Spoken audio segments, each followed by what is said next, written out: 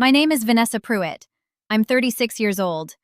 11 months ago, I arrived at my parents' house on Thanksgiving Day, carrying a sweet potato casserole I had made from scratch, a bottle of wine that had cost more than I usually spent on wine, and absolutely no idea what was waiting for me inside. I had been told by my mother, via text that morning, that this year's dinner was going to be a little more formal, and that she had invited some people from the community. I had not asked follow-up questions.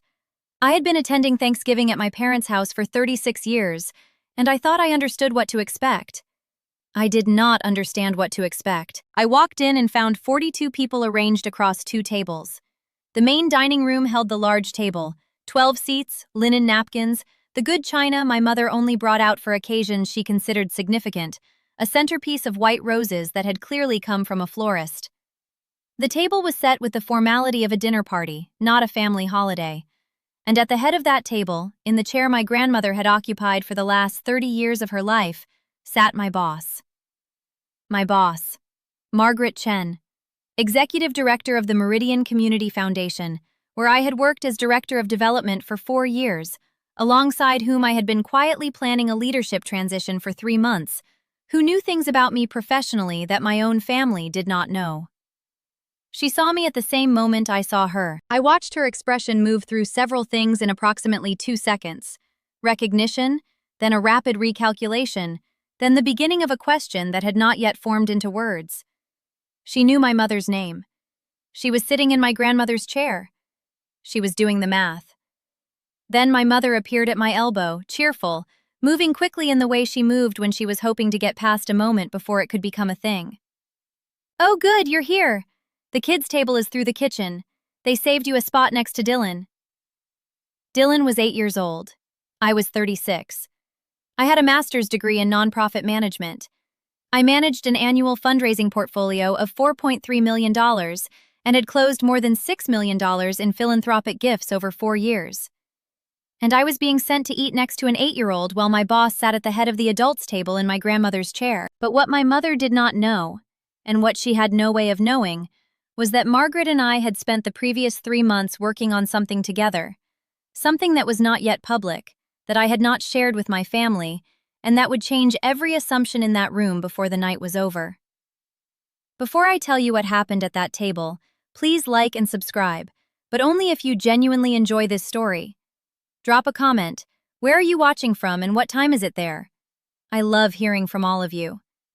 Now let me take you back to where this started. I grew up in Wilmington, North Carolina, the middle child of 3. My older brother Curtis was my parents' pride. First son, athletic, gregarious, the kind of person who walked into rooms and immediately made them louder. My younger sister Tanya was their tenderness. Sweet-natured, close to my mother, the one they worried about and sheltered.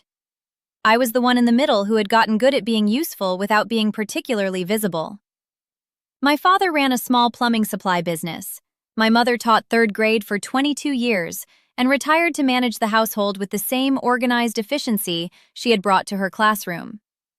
They were decent people with a genuine blind spot, which was that they had sorted their children into categories early and had never seriously updated those categories as we grew. Curtis was the success. Tanya was the heart. I was the reliable one, capable, steady, quietly impressive in ways that somehow never made it into the family narrative with the same force as Curtis's sales figures or Tanya's new apartment. The pattern was old, and it ran deep.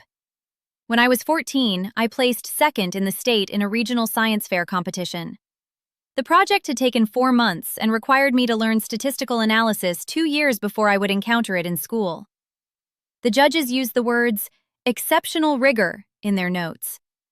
I came home with a plaque and a $500 scholarship. That same week, Curtis got a call from a small college in South Carolina expressing interest in his lacrosse game. My parents took him out to dinner at the nicest restaurant in Wilmington. They toasted him with sparkling cider, and my father gave a small speech about doors opening. My plaque sat on the kitchen counter for a week before my mother moved it to the top of my bedroom closet to make room for a fruit bowl. I told myself science fairs were not the kind of thing families celebrated the same way. I told myself I understood. At 20, I was selected for a competitive summer research fellowship at Duke, 12 students chosen from across the state, fully funded, academically prestigious. I called home from my dorm to share the news. My mother said, "That's wonderful, honey," and then asked me if I had called Tanya because Tanya was having a hard week and could use some encouragement. I called Tanya.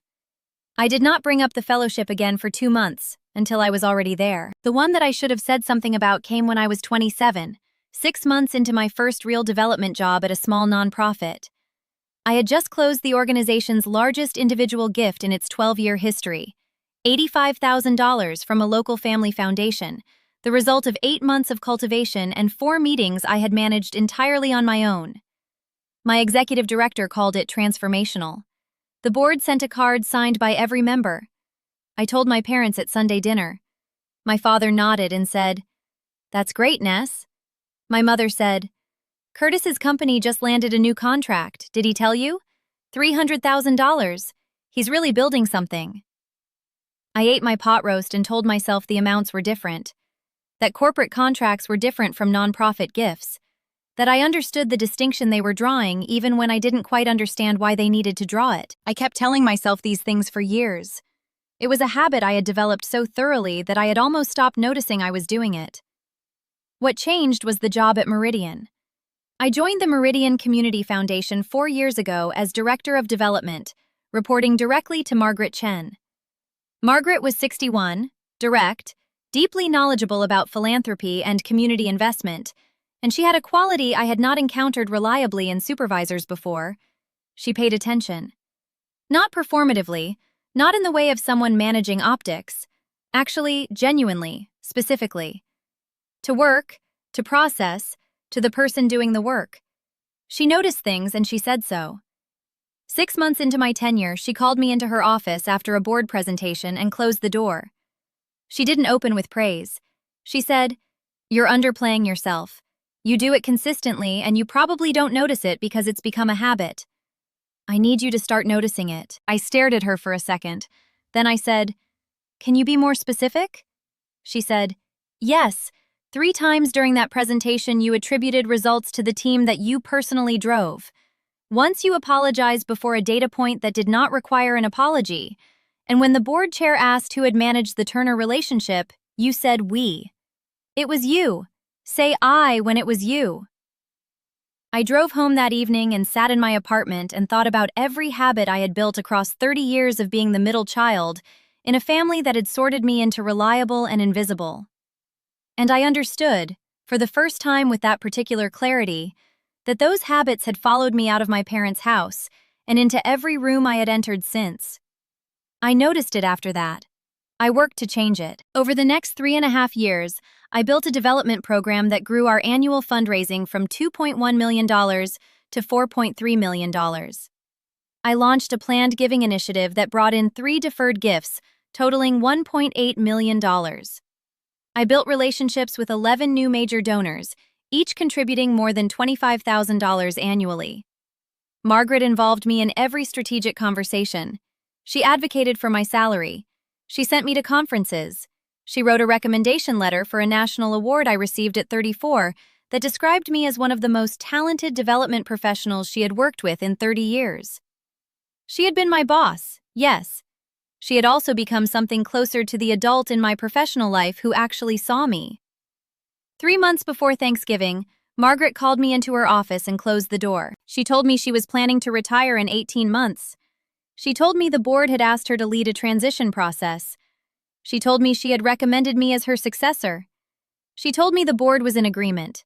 She told me that if I wanted it, the executive directorship of a foundation with a $12 million annual budget and a $47 million endowment, it was going to be mine. I sat across from her for a moment without speaking. "You've been ready for 2 years," she said. "I waited to make sure you knew it too." We had been working on the transition plan quietly for 3 months. No public announcement yet. The board vote was scheduled for December. The plan was to announce in January. No one in my family knew any of this. I had not told them because I had learned, over 36 years, that sharing good news early with my family was a reliable way to have it minimized, redirected, or somehow made adjacent to something Curtis was doing. I was waiting until it was official, until there was nothing to minimize. Then came Thanksgiving. My mother had apparently met Margaret at a community event 6 weeks earlier, a gala for a local hospital foundation where Margaret had been a featured speaker. My mother had introduced herself, mentioned she had a daughter who worked at Meridian, and Margaret, being warm and sociable, had made polite conversation. My mother had, in the weeks that followed, parlayed this into an invitation to Thanksgiving dinner. She had not mentioned to me that she had invited my boss. She had not mentioned to my boss that she was also inviting me. She had not apparently done the calculation of what would happen when those two facts met. I stood in the kitchen doorway with my sweet potato casserole in my hands, looking at the children's table.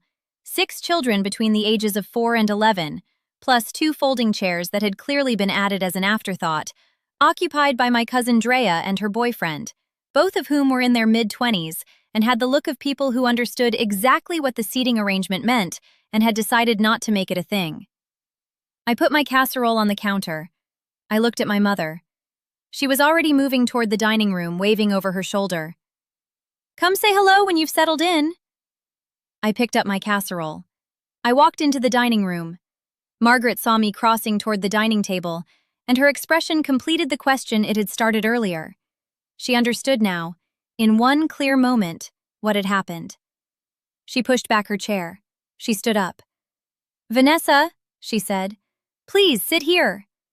She gestured to the empty seat beside her. My mother, from across the room, made a small, fluttering sound. "Oh, we actually have her set up through—" "I insist," Margaret said. She said it pleasantly, with complete finality, in the tone of a woman who had been running organizations for 30 years and was accustomed to closing a matter. Someone shifted. A chair appeared at the main table. I sat down. The table reorganized itself with the particular awkward grace of a family that was not going to acknowledge what had just happened, while clearly processing what had just happened. My father, to his credit, reached over and patted my hand once. He didn't say anything, but he patted my hand. Dinner proceeded.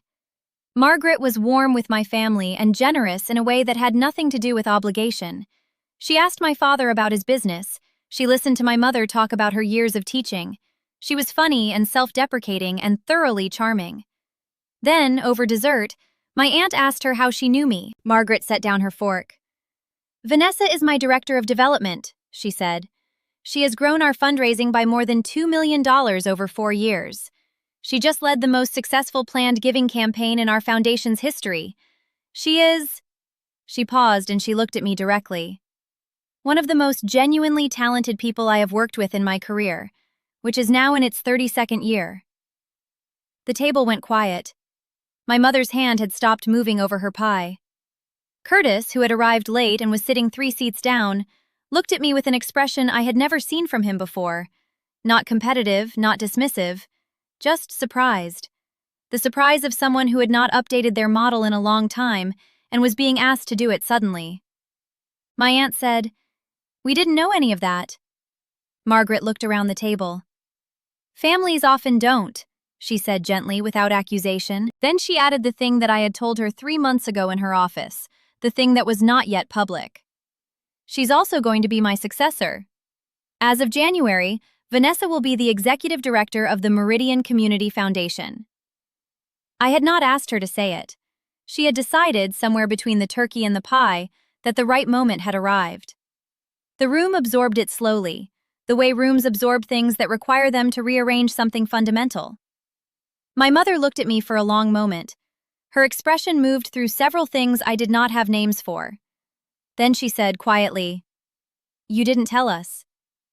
"I was waiting until it was official," I said. "January." She nodded. She looked at her plate. My father cleared his throat. "Executive director," he said, as if testing the weight of it. "Of a $47 million foundation," Margaret confirmed pleasantly, and picked her fork back up. Curtis said from 3 seats away, "Ness, that's incredible." And he meant it. I could hear that he meant it, and that it surprised him a little to mean it so completely, and that he was not entirely comfortable with how long it had taken him to be able to say something like that about me. I said, "Thank you."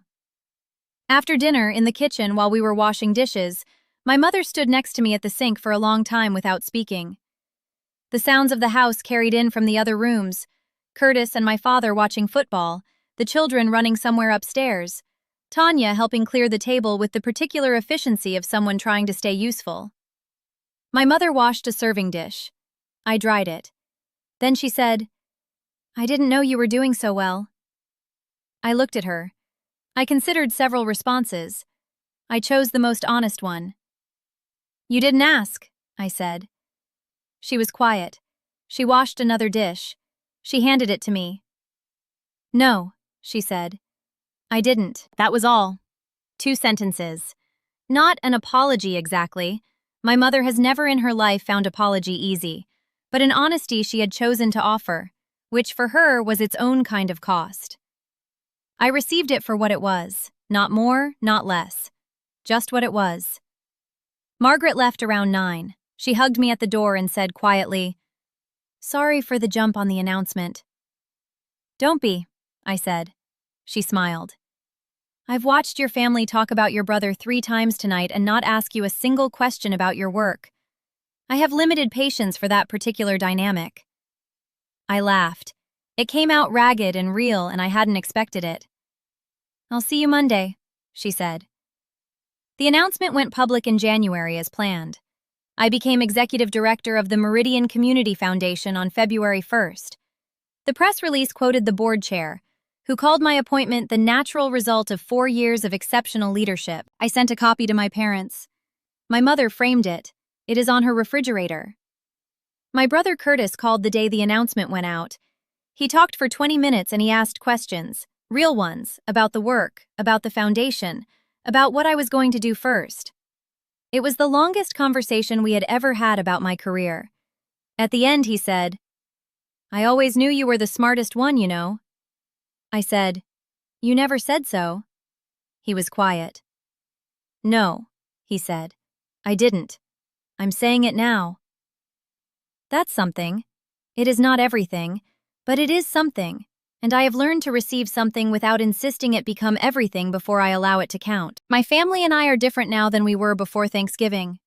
My parents call more often, and when they call, they ask about work, about the foundation, about what I am carrying. My mother came to a community event last spring and sat in the 3rd row and watched me give a presentation to 40 donors, and afterward she held my arm on the way to the parking lot and did not say much but did not need to. The children's table is in the garage now. My mother bought a longer dining table in February. She said the house needed it. I believe her.